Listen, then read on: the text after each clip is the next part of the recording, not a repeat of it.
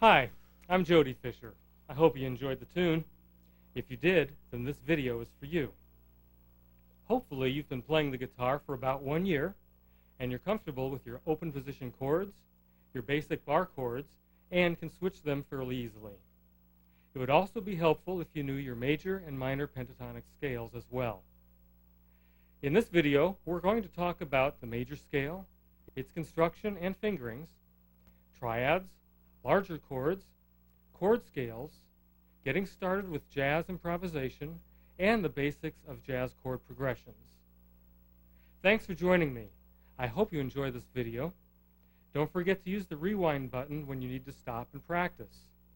Have patience, take your time, and most of all, have fun. We're going to be playing a lot together over the next hour, so it's a good idea if you tune up with me, even if your guitar was in tune when you bought it. If I go a little too fast for you, just use the pause button. We'll start with our high E or first string.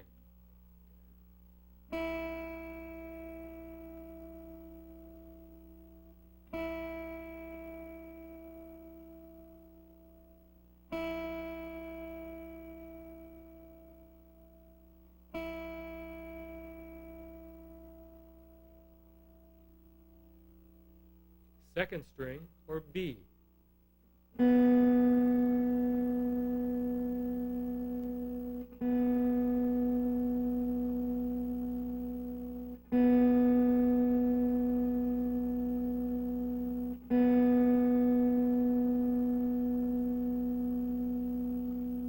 Third string, or G.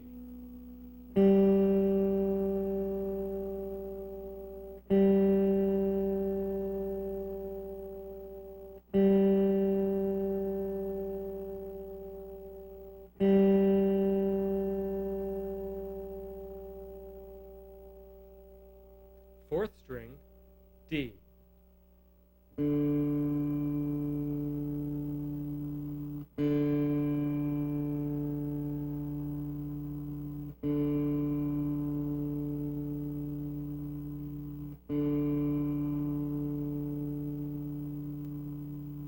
Fifth string, or A.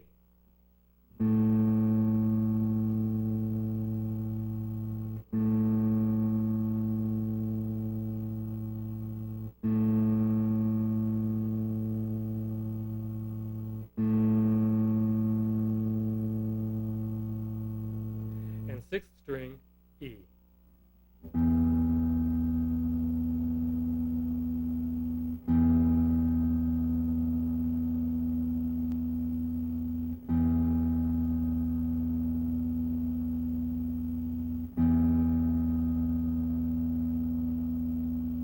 You can check it with an E chord.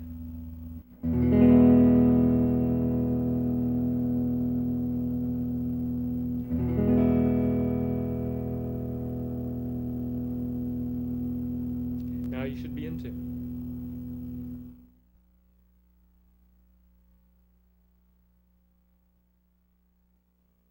Okay, now it's time to get to work. We're going to begin by talking about the major scale.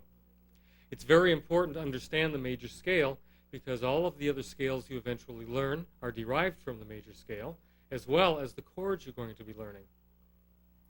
To construct a scale, you need to understand whole steps and half steps. On a guitar, the distance of a whole step is 2 frets. So in other words, from F to G would be considered a whole step. Likewise, from C to D would be a whole step. The distance of a half step is 1 fret. So F to F sharp is a half step, and C to C sharp is a half step. We construct scales by using formulas. The formula for the major scale is whole step, half step, whole step, whole step, whole step, and another half step. So in other words, if we wanted to build a C major scale, we would start with the note C, which we would call our root note. A whole step from C would be D. Another whole step would be E.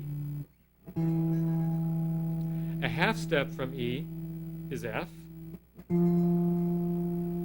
whole step from F is G. A whole step from G is A. One more whole step brings us to B. And our last half step returns us to C. So the C major scale looks and sounds like this.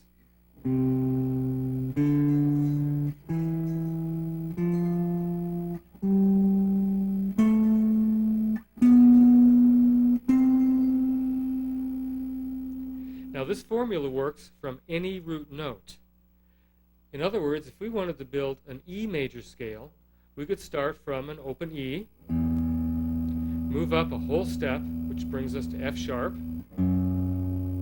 Another whole step brings us to G sharp. Then a half step is A. One more whole step to B. Another one to C sharp. Another one to D sharp. And finally our half step to E. Our E scale looks and sounds like this.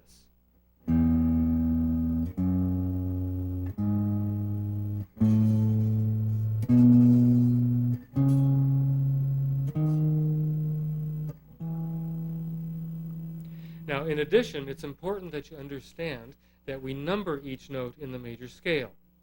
So if we go back to our C scale, we would call C 1, D is 2, E is 3, F is 4, G is 5, A is 6, B is 7, and when we get back to C, we start over again with 1. This will be important for you to know so you can communicate with other musicians about the scale, and later on about the chords that are derived from the scale. At this point, what you should do is turn off the video and practice building major scales from every note. And you should do this on all 6 strings.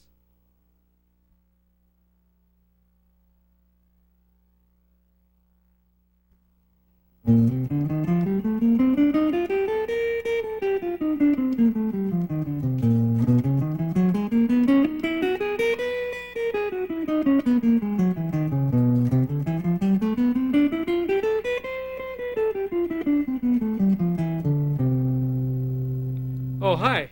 I was just practicing my major scales. I do that a lot. You'll be doing that a lot. You've learned how to build your major scales up and down a single string. Now it's time to find those same notes across the strings instead. We use a numbering system to label the scale fingerings we're using. The first one I'm going to show you is known as 6-2. The 6 stands for the string that the root is found on, and the 2 tells us which finger to play the root.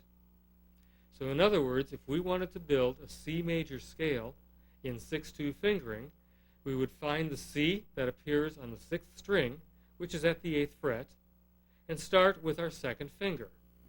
The next note is D, to be played with your 4th finger.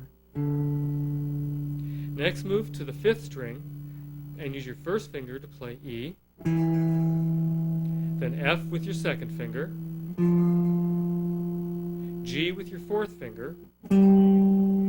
Now move to the fourth string, and with your first finger, play A. Third finger goes to B. Fourth finger hits C. Moving on to the third string, the first finger will play D. Third goes to E. Your fourth finger plays F. Moving to the second string, your second finger plays G. Your fourth finger plays A. Then your first finger plays B on the first string. And your second finger plays C at the 8th fret, like that.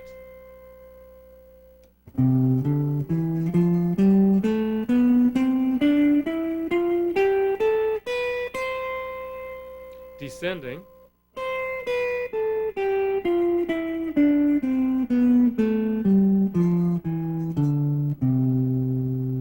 It's important to realize that this fingering is movable.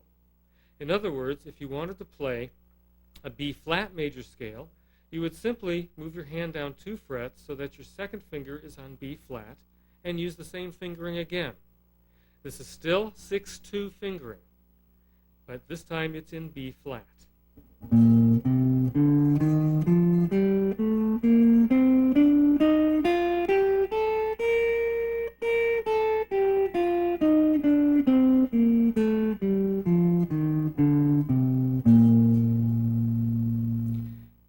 While you're learning and practicing these scales, there are several things you need to remember regarding your left-hand technique.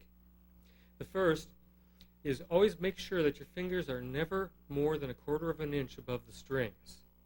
Later on, when you're playing at faster tempos, you need to save distance. In other words, be as close to the targets as you can be.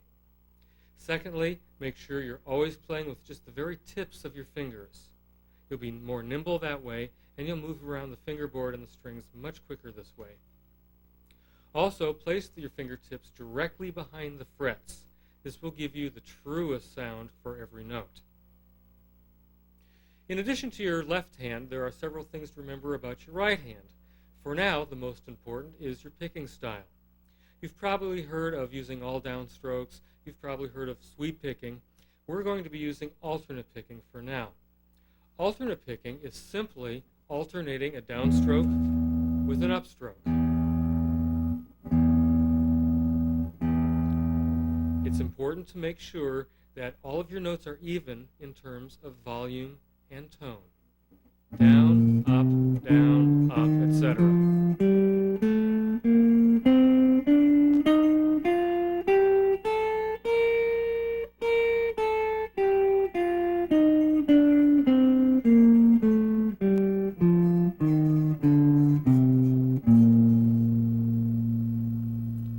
Your next step is to practice this fingering starting from every note, playing in all keys. Now let's take a look at a second fingering. This fingering will be called 6-4. Once again, the root of the scale will be found on the 6th string, but this time the root will be played with your 4th finger instead of your 2nd. So if we're going to build a C major scale in a 6-4 fingering, you find C on the 6th string, which once again is at the 8th fret, and play it with your 4th finger. Now move to the 5th string, play D with your 1st finger, E with your 3rd finger,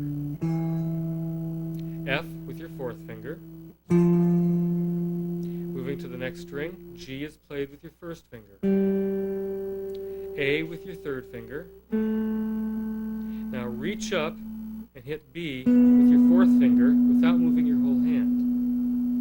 Move to the 3rd string and play C with your 1st finger, D with your 3rd finger. Moving to the B string, hit E with your 1st finger, F with your 2nd finger, and G with your 4th finger, A with your 1st finger, B with your 3rd finger, and C with your 4th finger. This scale looks and sounds like this.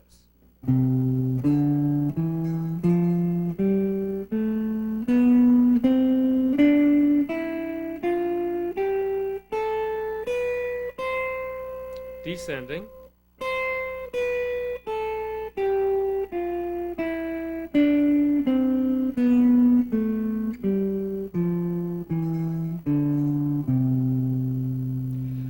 again, you need to practice this scale, keeping in mind all those left hand considerations and the good alternating picking technique you learned from the last fingering. Play in all keys, play in time. Now stop the tape and start practicing.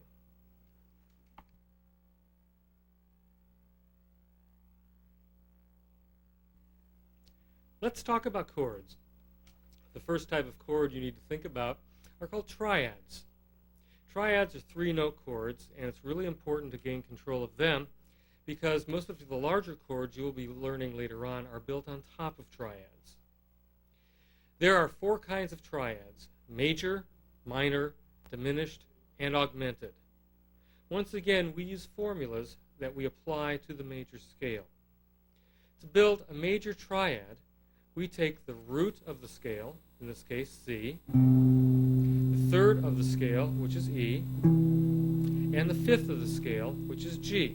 When you put them together, you have a major triad. The formula for a minor triad is root, lowered third or flat third, which is E flat, and G, which is the fifth. This is a C minor triad.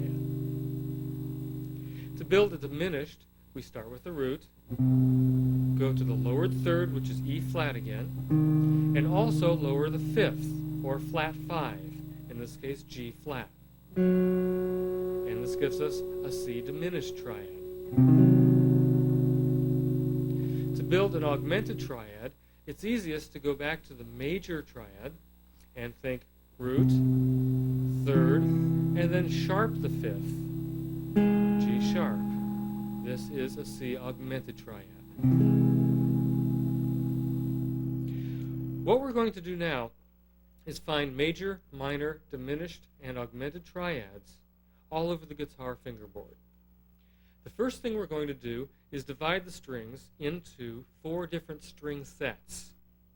The first string set will consist of strings 6, 5, and 4.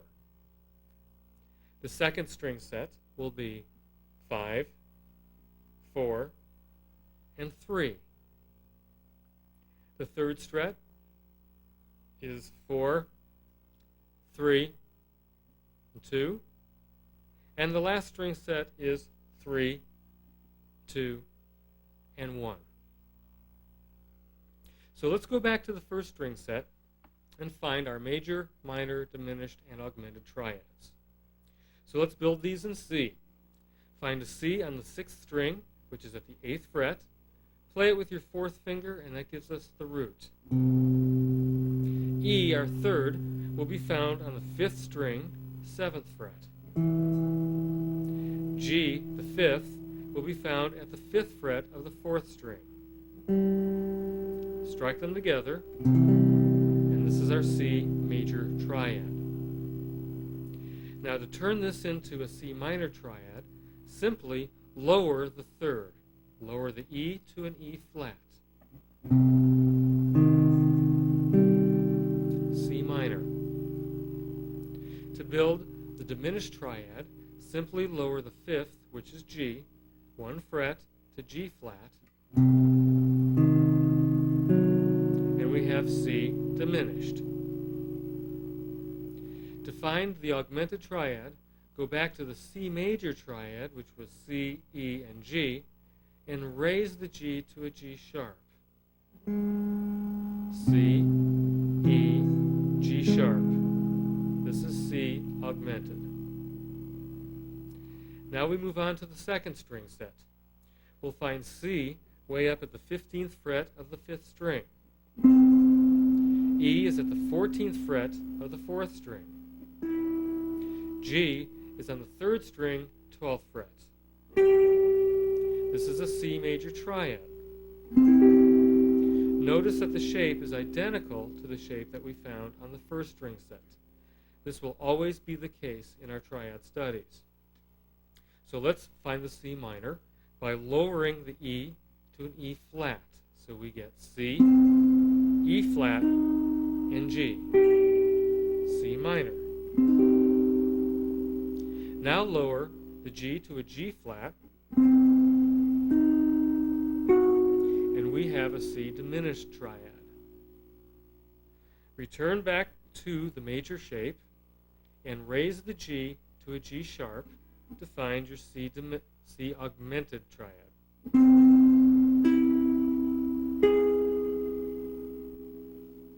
Let's move on to the next string set. C is found at the 10th fret, 4th string.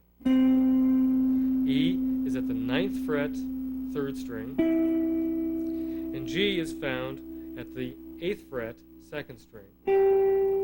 C major. Lower the E to an E flat, and we have C minor. Lower a G to the G flat, and we have C diminished.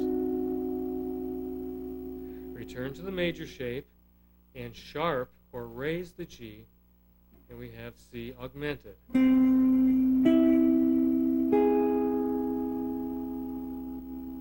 And finally, we're going to move on down the neck to the last string set and find C major, C at the 5th fret, 3rd string, E at the 5th fret, 2nd string, and G at the 3rd fret of the 1st string. C major. Lower the E to E flat to find our C minor. Now lower the G to G flat for C diminished. Return to the major shape and sharp the G to G sharp, and we have C augmented.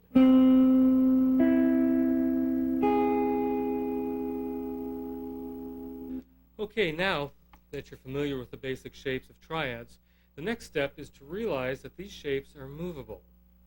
In other words, you can slide these shapes around to find the triads in the other keys. For instance, if you start with a C major triad on the 1st string set and move it up frets, you have a D major triad. The same logic applies to minor, diminished, and augmented triads as well across all the string sets, and this is something you should definitely work on. The next area of triads to cover are the inversions. The shapes you've learned are what we call triads in root position. This means that the root of the chord is the lowest note in the chord. We can invert these triads by taking the lowest note and making it the highest note. So in other words, C, E, G would become E, G, C instead. Now to find those on the string sets, you follow the same kind of idea. In other words, on the 1st string set, you would find E, which is on the 12th fret of the 6th string, G on the 5th string, which is on the 10th fret, and now our root, which is the highest note, also on the 10th fret at the 4th string. You would flat the 3rd to make it a minor. You would flat the 5th now to make it diminished. And then you would sharp the 5th off of a major shape to find your C augmented triad in the 1st inversion. You can invert this one more time by taking the lowest note, which is E now, and putting it on top. So this makes the triad spelling G, C, E. And this would be called a C triad in the 2nd inversion. So we can find G at the 3rd fret of the 6th string, C, which is our root, 3rd fret, 5th string, and the 3rd of the chord, which is now E, which is at the 2nd fret of the 4th string. And this is a C major triad in the 2nd inversion. You can lower the 3rd to find a 2nd inversion minor triad. Now lower the 5th to find a 2nd inversion diminished triad. Come back to the major shape, sharp the 5th, which remember is the lowest note now, G sharp, C, and E, and we have a 2nd inversion C augmented triad. This is a lot of work, and it is time consuming, but it's well worth the effort. You'll end up knowing your fingerboard better and be able to construct larger chords much more easily if you do this. Do this in all 12 keys across all 4 string sets. It's going to take time, but have a good time. Good luck.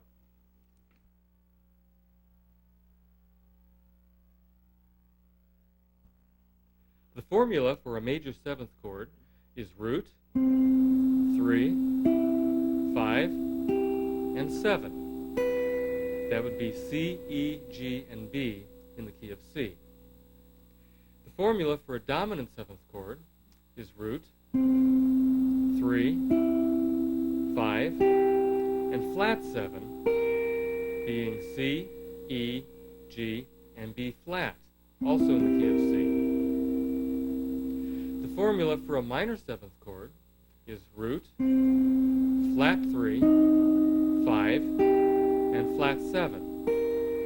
This would be C, E flat, G, and B flat in the key of C. The formula for a minor 7 flat 5 chord is root, flat 3, flat 5, and flat 7. This would be C, E flat, G flat, and B flat in the key of C. There are many different chord systems. A chord system is something that will help you categorize or catalog your collection of chords. It's a good idea to get a collection of chords that are associated with the key that you're in. One of the simplest and most basic ways is to build chord scales. We build a chord scale by starting with a major 7th chord. Let's take a look at this one first. This is a C major 7th chord on the middle string set. The spelling is C, G, B, and E. The formula would be 1, 5, 7, 3. We build chord scales by moving each note in the chord up to the next highest scale tone on the same string. So what we would do is start with this fingering and think that this note, C, will move up to D. G moves to A, B moves to C, and E moves to F. So the fingering would look like this. You bar 5 strings across with your first finger at the 5th fret. Your second finger would hit F. Your third finger is on A. This is a D minor 7th chord. Now we number these chords with Roman numerals. We generally use uppercase Roman numerals for major and dominant chords, and lowercase Roman numerals for minor and minor 7 flat 5 chords. So in addition to the chord name, we would refer to these chords as C major 7, 1, and D minor 7, 2. Now continuing the process, D would now move to E, A would move to B, C goes to D, and F goes to G. This would give us an E minor 7th chord, and it's the same fingering as your 2 chord, D minor 7, but now it's E minor 7. C major 7, 1, D minor 7, 2, E minor 7, 3. Now this E will move to F, B moves to C, D goes to E, and G will go to A. Place your first finger on the F, your second finger on the E, your third finger on the C, your fourth finger on the A. This is F major 7, or your 4 chord. C major 7, 1, D minor 7, 2, E minor 7, 3, F major 7, 4. Now the F moves to G, the C moves to D, E moves to F, and A goes to B. So with your first finger, bar the 10th fret to the 5th string, put your third finger on the D at the 12th fret, and your fourth finger hits the B on the 12th fret on the 2nd string, and this gives you your G dominant 7th chord, or your 5 chord. C major 7, 1, D minor 7, 2, E minor 7, 3, F major 7, 4, G dominant 7, 5. Continuing, G moves to A, D moves to E, F goes to G, and B will go to C. This gives us an A minor 7th chord. C major 7, 1, D minor 7, 2, E minor 7, 3, F major 7, 4, G dominant 7, 5, and now A minor 7, which is your 6th chord. Now A moves to B, E moves to F, G moves to A, and C moves to D. Put your first finger on B, your second finger on A, your third finger goes on F, and your fourth finger goes on D. This is B minor 7 flat 5, or your 7 chord. C major 7, 1, D minor 7, 2, E minor 7, 3, F major 7, 4, G dominant 7, 5, A minor 7, 6, B minor 7 flat 5, 7. Now if we continue the process one more time, we come back to the same chord shape we started with. B moves to C, F moves to G, A moves to B, and D moves to E, giving us our 1 chord again, C major 7. C major 7, 1, D minor 7, 2, E minor 7, 3, F major 7, 4, G dominant 7, 5, A minor 7, 6, B minor 7 flat 5, 7, and C major 7, 1.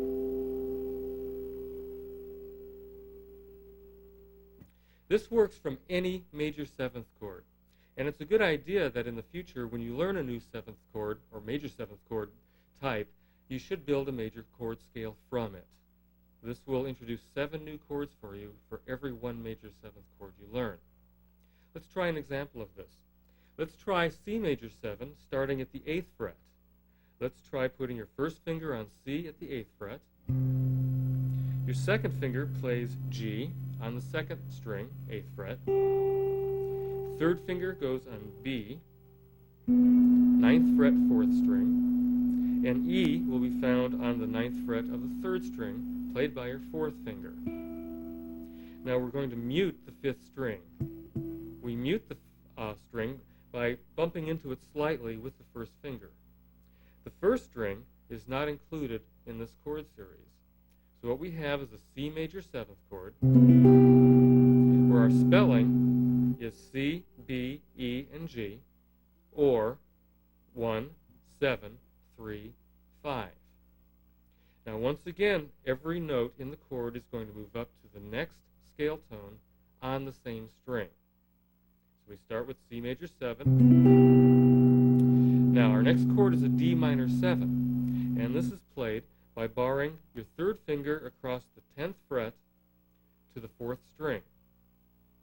Now reach over with your second finger and clamp down on the D on the 10th fret of the 6th string, once again muting the 5th string and not playing the top string. This is a D minor 7 chord, or your 2 chord. C major 7, 1, D minor 7, 2. Now you can take the same shape and slide it up 2 frets to get your 3 chord. This is E minor 7 on the 12th fret. C major 7, 1, D minor 7, 2. D minor 7, 3.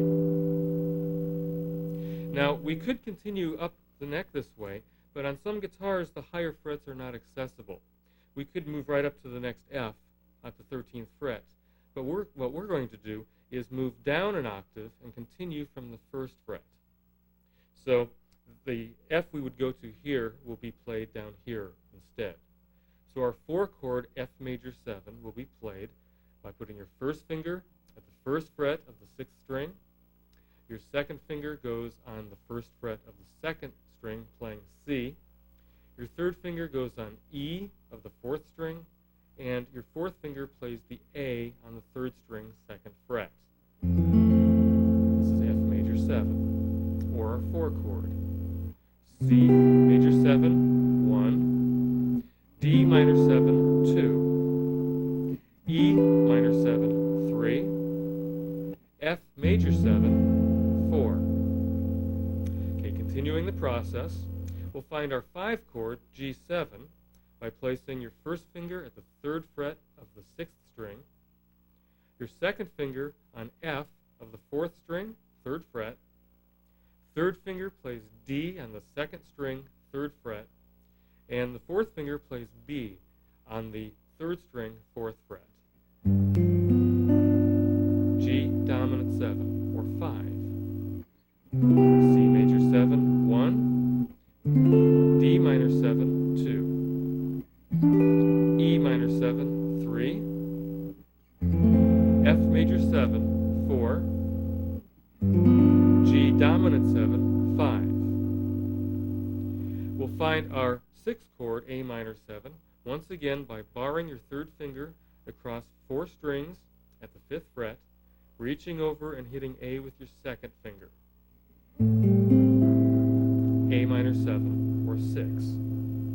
C major 7, 1, D minor 7, 2, E minor 7, 3, F major 7, 4, G dominant 7, 5, A minor 7, 6. To find our 7 chord, B minor 7 flat 5, place your 2nd finger at the 7th fret of the 6th string, playing B. Your 3rd finger plays the A, 7th fret, 4th string. Your 4th finger plays D at the 7th fret, 3rd string. And your 1st finger reaches back and plays the F at the 6th fret, 2nd string. B minor 7 flat 5, 7. C major 7, 1. D minor 7, 2. E minor 7, 3. F major 7, 4. G dominant 7, 5. A minor 7, 6. B minor 7, flat 5, 7. And that brings us right back to our 1 chord, C major 7. This chord scale looks and sounds like this.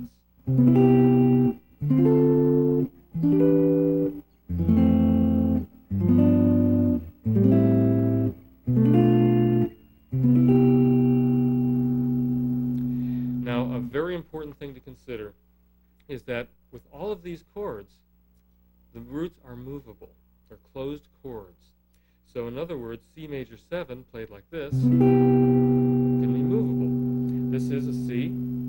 Move it to here. Now it's a D major 7. Move it here, and it's a B flat major 7. The same is true for each chord shape we've just learned. So just to review now, you have 2 major 7 shapes that you've learned. This one with the root on the 5th string, and this one with the root on the 6th string. You've got 2 minor 7th shapes. This one with the root on the 5th string, and this one with the root on the 6th string. You've got 2 dominant 7th shapes. This one with the root on the 5th string, and this one with the root on the 6th string. And you've got 2 minor 7 flat 5 voicings. This one with the root on the 5th string, and this one with the root on the 6th string. All are movable. At this point, you need to turn off the tape and review this information. This is a lot of information, and it should take you quite some time to digest this. Build your major chord scales in both positions in all 12 keys. Get very familiar with these chord shapes because in the next segment, we'll be using these to actually play a song.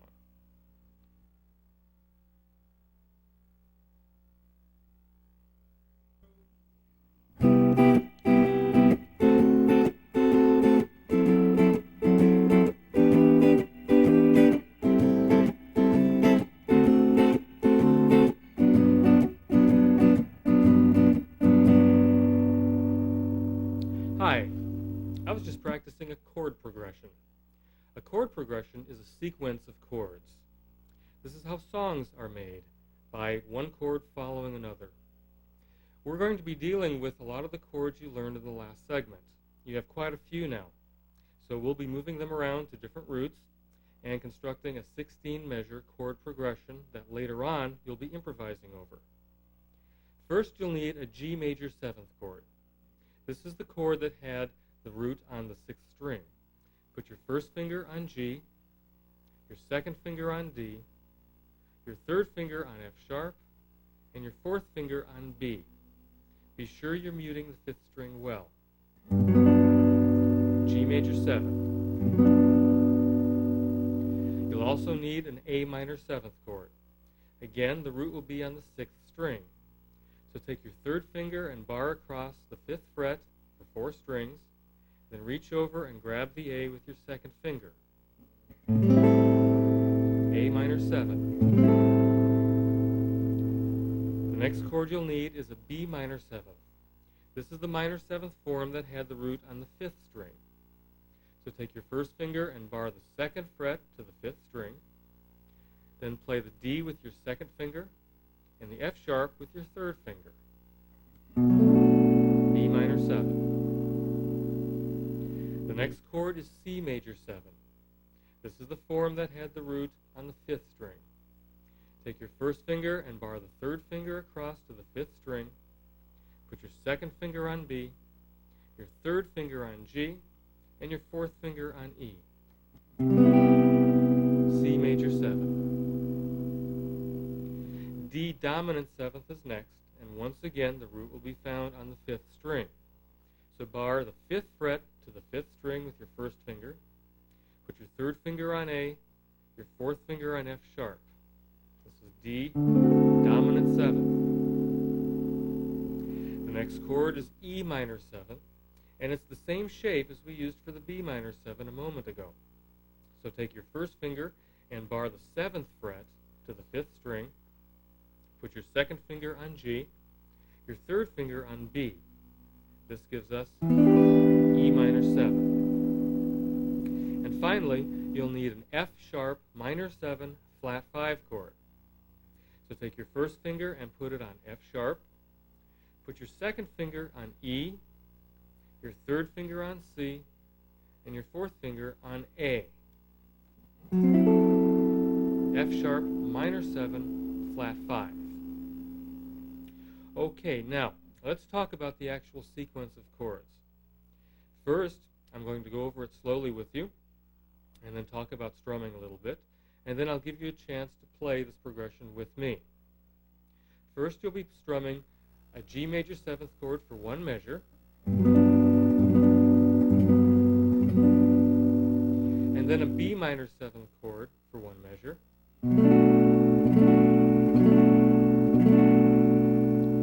then E minor 7th for 2 measures.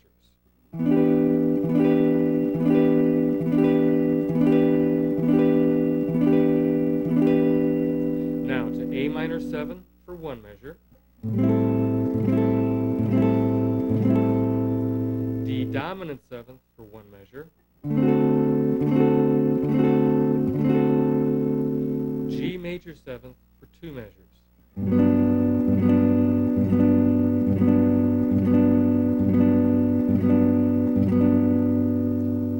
C major 7th for 1 measure,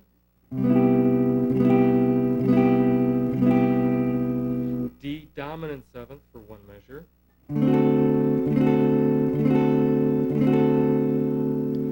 F sharp minor 7 flat 5 for one measure,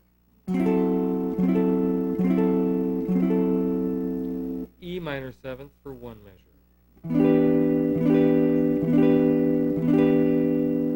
back to A minor 7th, one measure, D dominant 7th for one measure, and finally G major 7th again for two measures.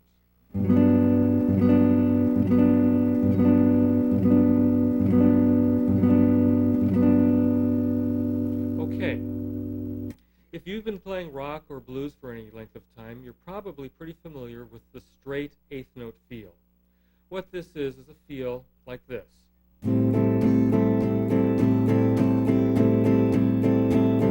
A lot of rock and pop music is based on that feel. When we're playing jazz, lots of times we play what we call swing eighths. This means that the first eighth note is slightly elongated. So instead of, it'll feel like, okay? Now, when we do this continuously, we call this a shuffle feel. So let's try the chord progression with a shuffle feel very slowly. I'll count to 4, and then you come in and play with me the second time I say 1. 1, 2, 3, 4, 1.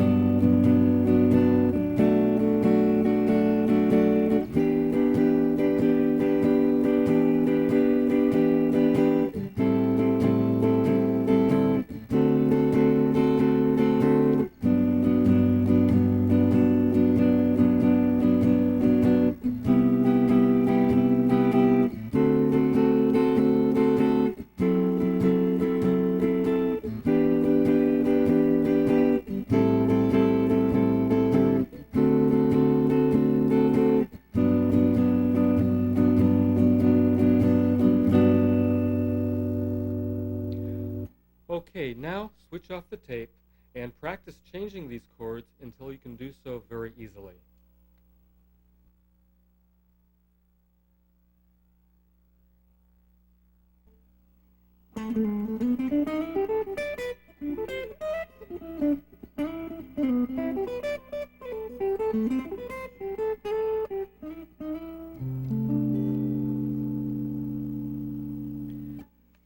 Now it's time to talk about improvisation.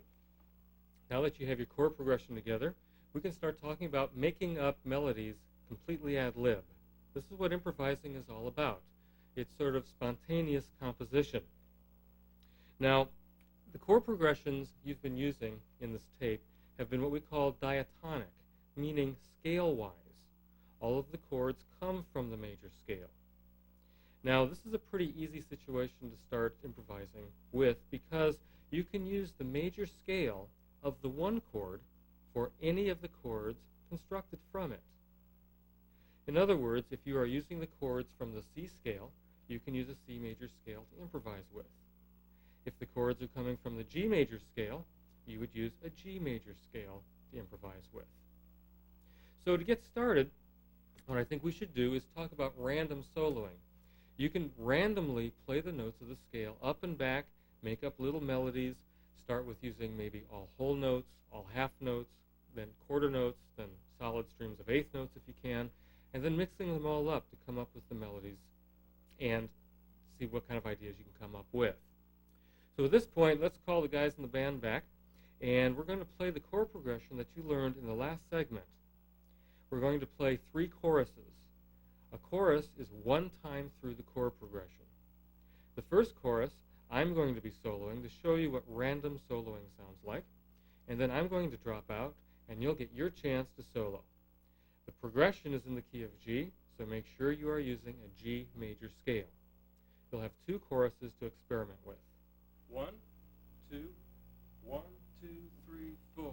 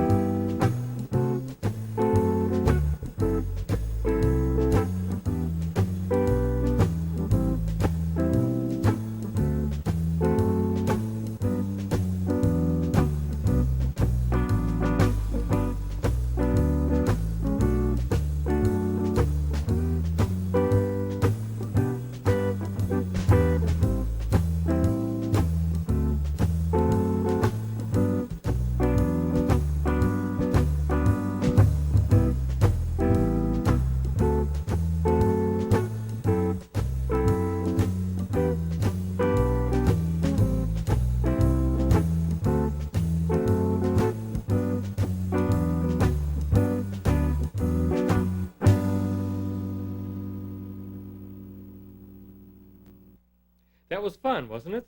While random acts of senseless soloing can be fun, it doesn't give us complete control over a melodic line. To gain that kind of control, what a lot of jazz players do is start their line on the root of the chord that's being played at that moment. For instance, if the chord is G major 7th, you would still use a G major scale to solo with. It's just that you would start your line from the note G.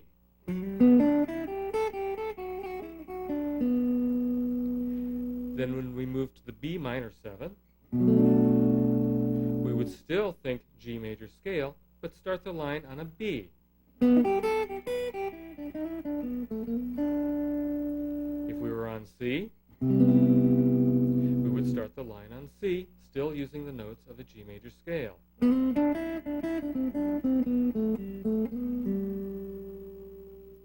So let's get the guys in the band back here.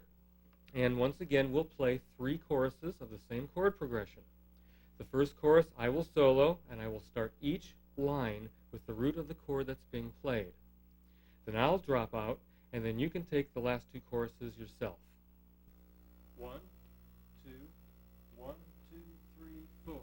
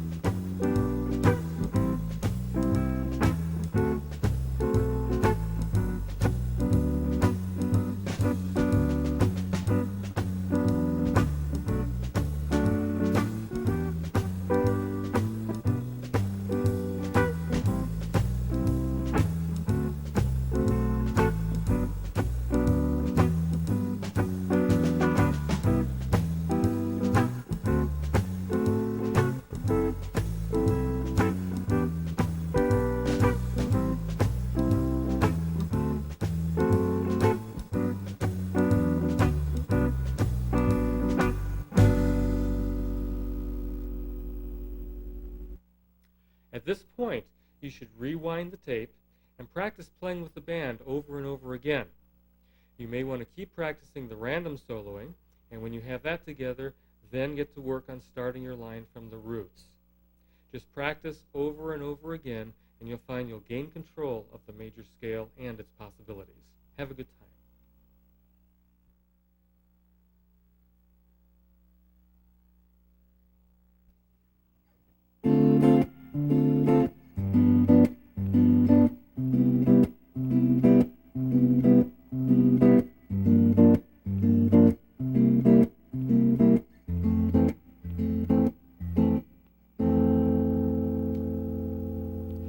Let's talk a little more about chord progressions.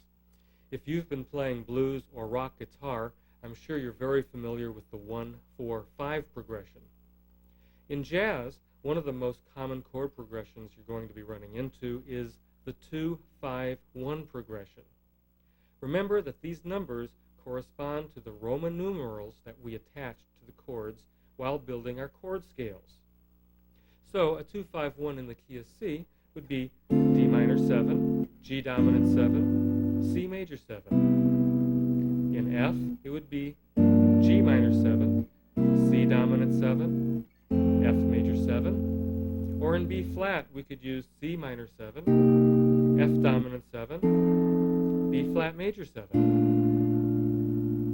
Now, one characteristic that is common in jazz is that a song can actually travel from one 2-5-1 progression to another. In other words, the song could start with a 2-5-1 in C and then travel to a 2-5-1 in F, then B flat, or any number of other keys. This is an important concept to remember. Now, to get a little practice in this, let's learn a 2-5-1 progression that does this. Let's start with the key of C. We'll use D minor 7 for our 2 chord, G dominant 7 for our 5 chord. We'll use C major 7 for 2 measures for our 1 chord. And we will repeat this. Then we'll move on to a 2-5-1 in the key of F. G minor 7, our 2 chord, will last for 1 measure. C dominant 7, our 5 chord, will last for 1 measure. And then we'll get to the F major 7 and play it for 2 measures. Then we'll repeat that whole section in F. Then we'll repeat the entire progression, and we'll do this 2 more times. This will be 3 choruses. So let's take a look at the voicings we're going to be needing. Let's look at D minor 7, our 2 chord. It looks like this. Oh man, I hate when this happens. D minor 7 looks like this. Then we'll use this G dominant 7. Then we'll use this C major 7. For our 2-5-1 in the key of F, we'll use this G minor 7, this C dominant 7, and this F major 7. So let's try this. Why don't you play this along with me? 1, 2, 3, 4.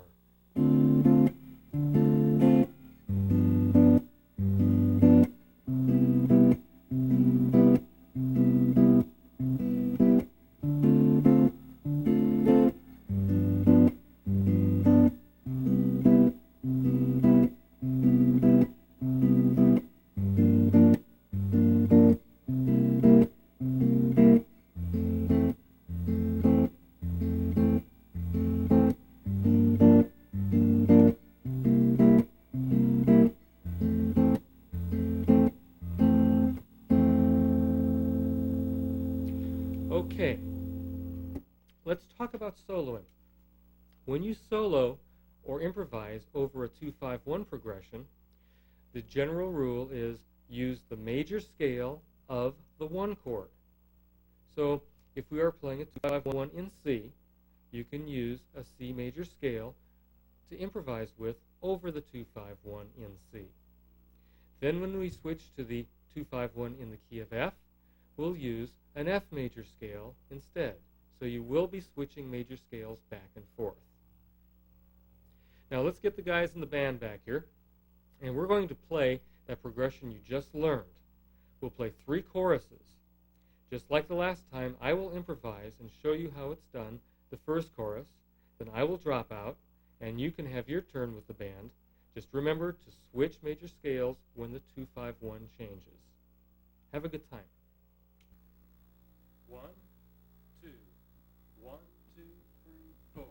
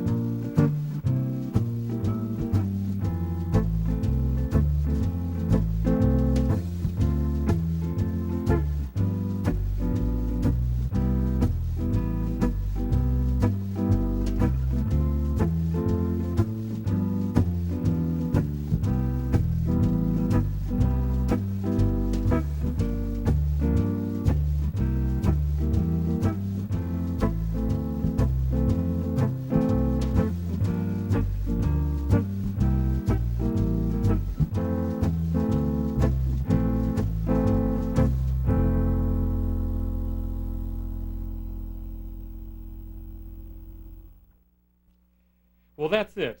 I hope you've enjoyed this video. The main thing to remember is that learning to play jazz guitar is a lifetime pursuit. Finding a good teacher will accelerate your progress. The main thing to remember is to practice hard, have a lot of patience, and mostly enjoy yourself. Later.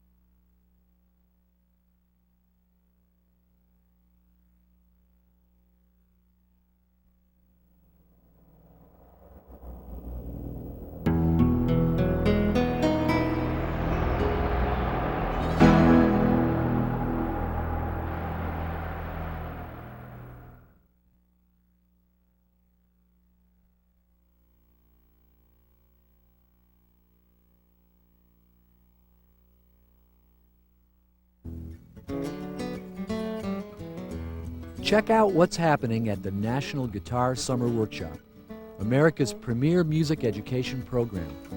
We offer classes for all levels of players from beginner to professional.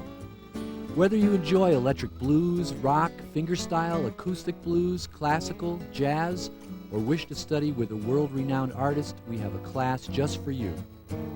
Musicians of all ages come from around the globe. They are high school and college students, doctors, lawyers, and homemakers. They all come to the National Guitar Summer Workshop to share in the fun, to be part of the concerts, and join the classes. Cover a lot of detailed material in a short amount of time and plenty of time to practice. So it's a focus on the guitar, which is exactly what I came here for.